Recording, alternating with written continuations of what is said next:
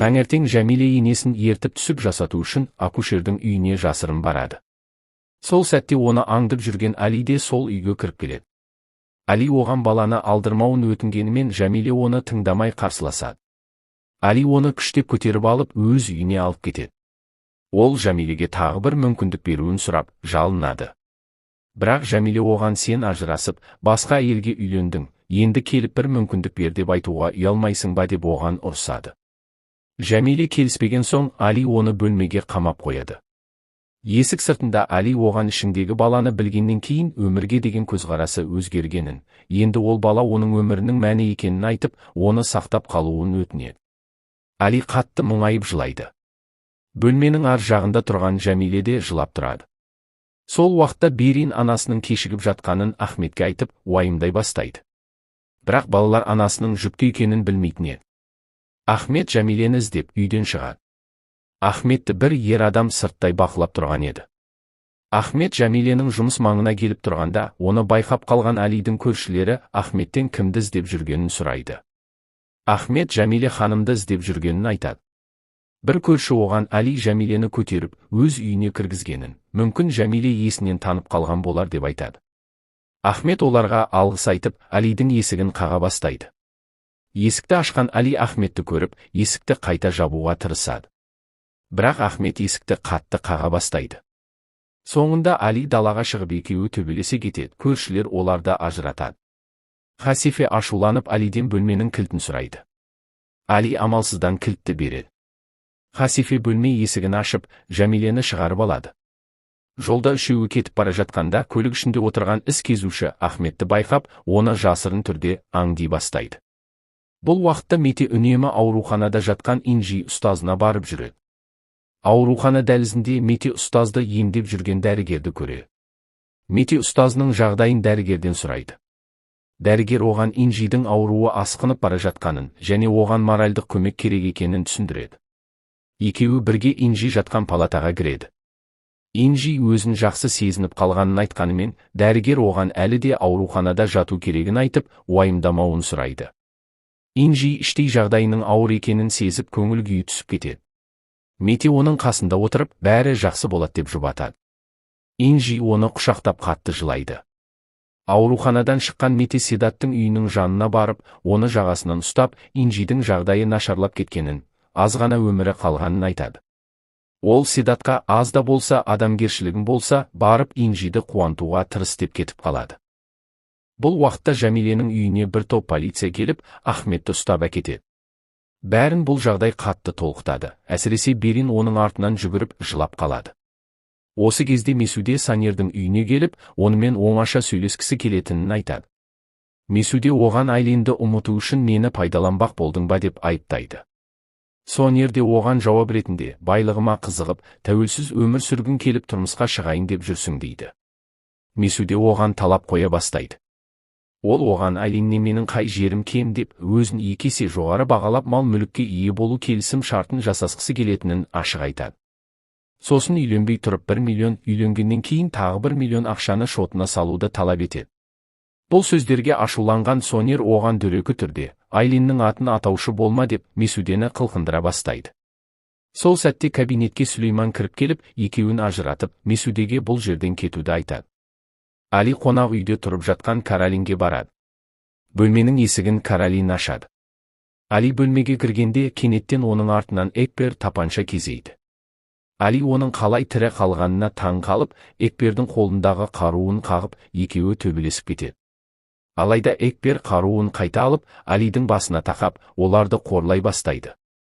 Али оған ашуланып, сен үшін түрмеге түстім, өмірімді бұздың деп айтады. Экбер де оған бұрын Каролин үшін түрмеде отырғанын айтып, тағдырдың әділетсіздігін сөз етеді. Соңында Экбер Каролиннің Алиге деген сезімін сынағысы келеді. Ол Каролинге егер Алиді шынымен жақсы көрсең, жасырып қойған ақшаларды алып келуді бұйырады. Егер ақшаны әкелмей қашып кетсең, Алидің миын шашып жіберемін дейді. Каролин қиын таңдау алдында қалады. Бір кезде Али оған Каролиннің ақшасы бар екенін қайдан білгенін сұрайды. Экбер оған Каролиннің кім екенін әлі толық білмейсің, ол саған көп нәрсені үйретеді, маған да көп нәрсені үйреткен дейді. Сол кезде Каролин сейфте жатқан ақшаны алып, шетелге қашуды жоспарлайды. Әуежайға қоңырау шалып, билетке тапсырыс береді. Бірақ жолда белгісіз ер адам оның соңынан аңдып жүргенін байқайды. Ол оны Экбердің адамы деп ойлап, қайтадан қонақ үйге келеді. Бөлмеге кіріп, Экберге неге соңынан адам салдың деп айқайлайды. Алайда Экбер оның соңынан ешкімді жібермегенін айтып, Каролиннің сөмкесін алып ақшаны көреді. Экбер Алиге бұл ақшаны Каролин қайдан алғанын білесің бе деп сұрайды. Али оған бұл ақшаны Каролиннің тәтесі берген ақша дейді. Экбер қарқылдап күліп, бұл ақшаны Каролин алаяқтықпен тапқанын және оның бұл істе жалғыз болмағанын, оған көмектескен адамдар болғанын айтып, Каролинге қарайды. Али оның сөзін түсінбей, Экбер не айтып тұр деп Каролинге қарап, оның айтып отқаны рас па дейді. Каролин шындықты айтқан Экберге ашуланып үнсіз тұр. Сол кезде есік қағылып, есік сыртындағы адам өзін қонақ үй қызметшісі деп таныстырады. Экбер есікті ашқанда, ішке қонақ үй қызметшісі емес, Экберге жалған құжат жасап берген қарулы адамдар кіріп келеді. Оларды кезінде Экбер жалған құжатты жасатып ақшасын бермей, оларды лақтырып кеткен үшін ақшаны өздерімен алып, Экберді де қоса алып кетеді. Каролин мен Али аман қалады. Каролин өтірік жылап, оны құшақтап шын сүйетінін айтады. Бірақ Али оның жалған сөзіне сенбейді.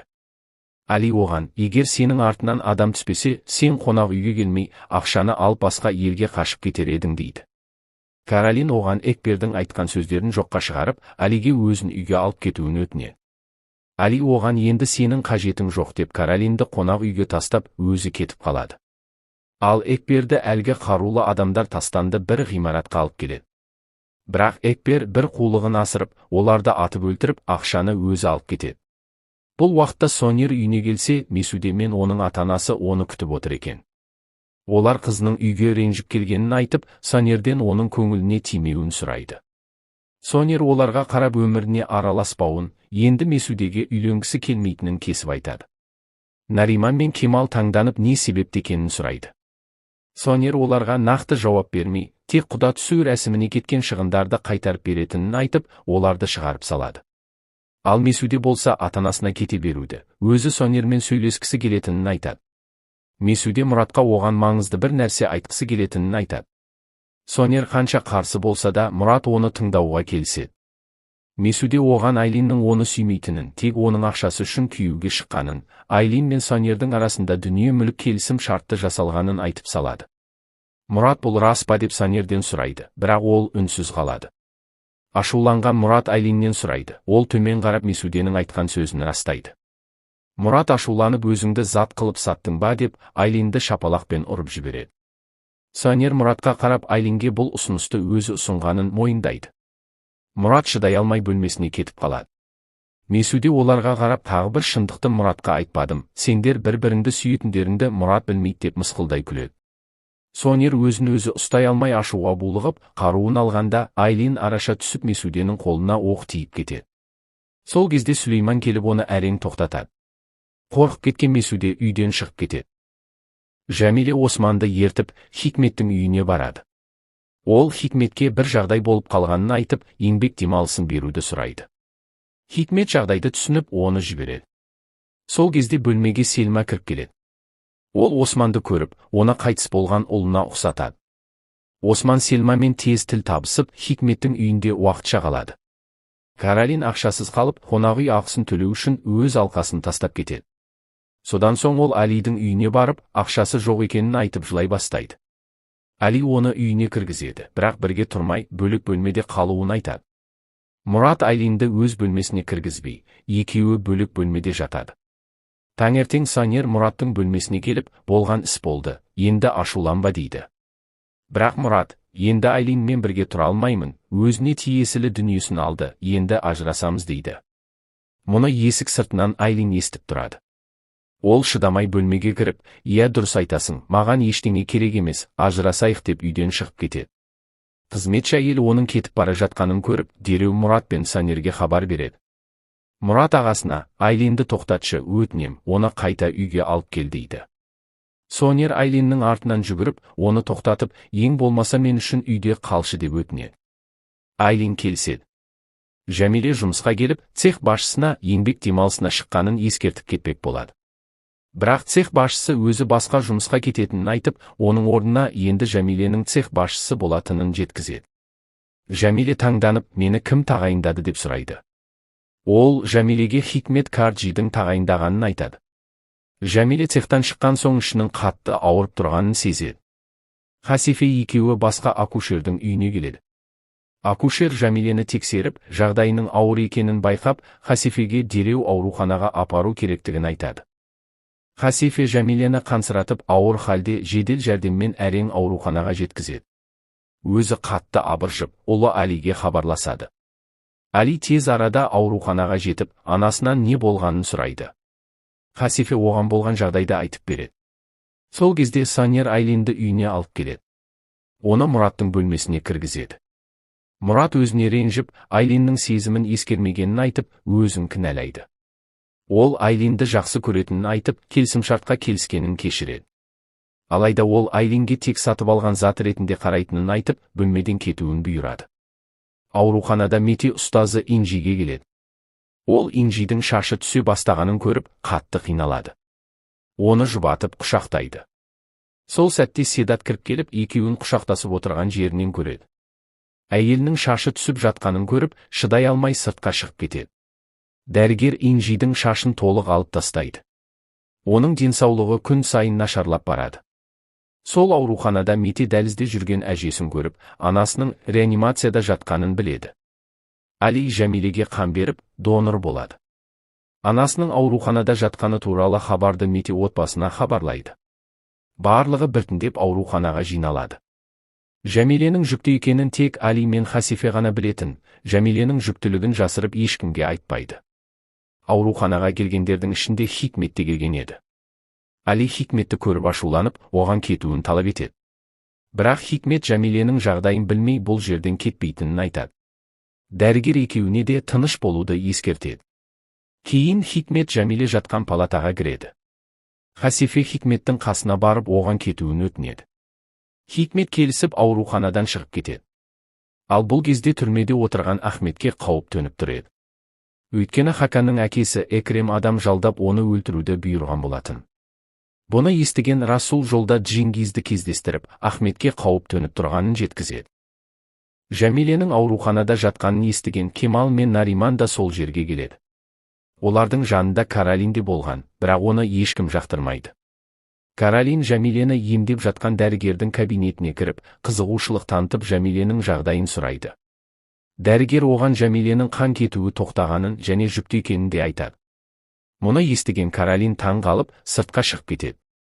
Аурухана дәлізінде Жәмилені күтіп отырған туыстарының жанына келген Каролин Алиді ақымақ деп намысына тиеді. Ол Алиге, Жәмиле сені алдап жүр, ол асқазандағы қан кетумен ауырып жатқан жоқ. Жәмиле жүкті сол үшін ол балықшы шалға тұрмысқа шыққысы келген деп айтып салады. Алидің балдары әсіресе Мете Каролиннің сөзіне сенбей, сол жерде төбелес басталып кетеді. Алайда үлкендері араласып, бәрін ажыратады. Каролин ашуға мініп, бұрын мені жүргіш әйел деп күйе жағатын едіңдер, енді міне Жәмиленің өзі нағыз жүргіш әйел деп айқайлайды. Осы кезде дәрігер келіп, ұрыс төбелесті тоқтатып, барлығын сабырға шақырады. Берин дәрігерден, анам асқазандағы қан кетумен ауырып жатыр ма деп сұрайды. Дәрігер оның сөзіне таңданып, анаңыздың түсік тастау қаупі болған, енді балаға еш қауіп жоқ деп кетіп қалады. Барлығы Жәмиленің жүкті екеніне таңданып қалады. Ол жерде Хикметте болатын. Нариман мен Месуде бірден Хикметке күмәнмен қарай бастайды. Алайда Хикмет оларға менің қатысым жоқ, Жәмилеге қолымның ұшын тигізбедім деп айтады. Мете ашуланып, Хикметтің жағасынан алып, оған мойындауды сұрайды. Хикмет Метеге, анаңды шын сүйдім, егер Жәмиле расымен де менен жүкті болса, мен қуанып бұл жауапкершілікті өз мойныма аламын дейді. Хикметтің бұл сөзін естіген Али кенеттен барлығына Жәмилені жүкті қылғанмен деп жария етеді. Барлығы аң-таң болып қалады. Берин осы сәтте әкесіне қарап, анамның бет аузы көгеріп кеткенін енді түсіндім дейді. Ал Мете ашуға булығып, әкесіне жұдырық ала жүгіргенде, оны Сонер мен Хасифе әрең тоқтатады. Али барлығына қарап, Жәмилеге ешқандай жаман ниетім жоқ. Тек қайтадан менің әйелім болғанын қаладым. Жәмиленің ішіндегі баланың әкесі Али Акарсу деп жариялап ауруханадан шығып кетеді.